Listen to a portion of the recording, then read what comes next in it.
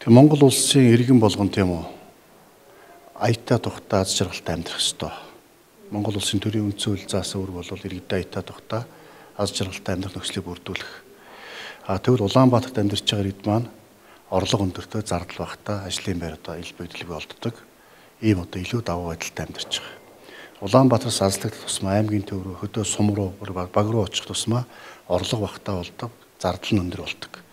Тэг зардал өндөртэй болсноосоо болоод орлого бага болохоор өр зээлээс салдаггүй. Үүнээсээ болоод аятаа тухтай аз жаргалтай амьдрахын тулд Улаанбаатар руу нүүдэг, шилждэг. Ингээд Улаанбаатарын төвлөрөл, төгжрөл энэ одоо бүх асуудал үүсдэг.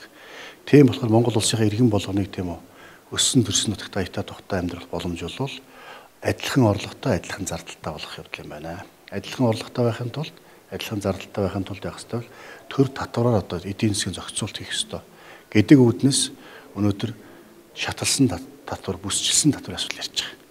Хувь амын орлого албад тий. Тий, хувь хүний орлого албад тий. Жишээлбэл Ховд аймгийн төвсийг бүрдүүлэлтийн 48% нь хувь амын орлогын албан татвараас бүрдүүлнэ гэж. Тэрийг тэгэлжгээ чинь нөгөө орлого чинь аймгийн орлого нь багас явж байна. Татвар бол тийм үү зөвхөн одоо төсвийн орлогыг бүрдүүлэх гэж татвар хураадаггүй. Татвар бол эдийн засгийн зохицуулт байх ёстой. Татвар бол нийгэмд тийм үү тэгш шудраг байдлыг бий болгох зохицуулт байх ёстой. Тэгэхээр манай сангийн сайд бол зөвхөн одоо юу гэдэг татварыг төсвийн орлого бүрдүүлэх талаас нь харж байгаа. Тэгвэл нөгөө талаас бас харах ёстой.